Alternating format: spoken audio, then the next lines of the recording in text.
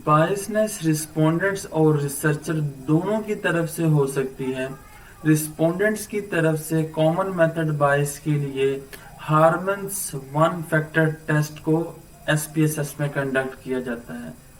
तो किस तरीके से हम कंडक्ट करते हैं, एनालाइज के ऊपर क्लिक करना है और डायमेंशन रिडक्शन एंड फैक्टर के ऊपर क्लिक करना है। तो ये डायलॉग बॉक्स ओपन हो गया।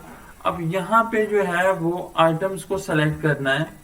तो FK1 से जो लास्ट आइटम है वो SB8 है और वेरिएबल के बॉक्स में इंसर्ट कर देना है। डिस्क्रिप्टिव को आपने एज इट इज रहने देना है।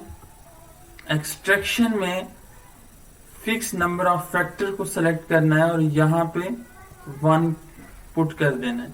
इट्स मीन के तमाम जो आइटम्स हैं वो एक ही फैक्टर के ऊपर लोड हो रहे हैं और इसके साथ कंटिन्यू।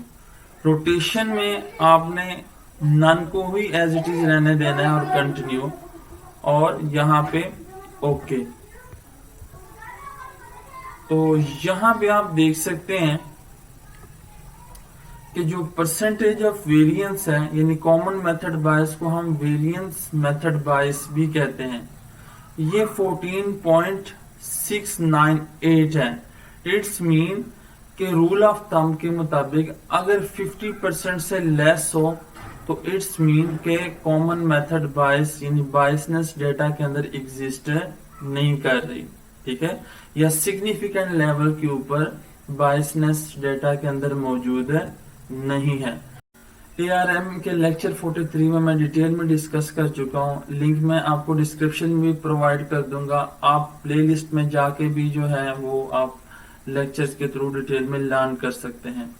कॉमन मेथड बायस उस वक्त एग्जिस्ट करता है जब एक ही सर्वे के अंदर डिपेंडेंट और इंडिपेंडेंट वेरिएबल मौजूद हो और हमने एक ही टाइम पीरियड में रिस्पोंडेंट से डेटा कलेक्ट करना हो। इसको हम कॉमन मेथड वेरिएंस भी कह देते हैं। बेसिकली इस मेथड को हम मेजरमेंट करते हैं, मेथड की कंस्ट्रक्ट की मेजरमेंट के लिए हम इसको इस्तेमाल नहीं करते। रिसर्चर की तरफ से जो टेक्निक्स हैं, प्रोसीजर टेक्निक्स भी हम इसको कह देते हैं, उसमें researcher before collection of data जो है कुछ चीजों को इम्प्रूव करना होता है ताकि बायसनेस को रिड्यूस किया जा सके।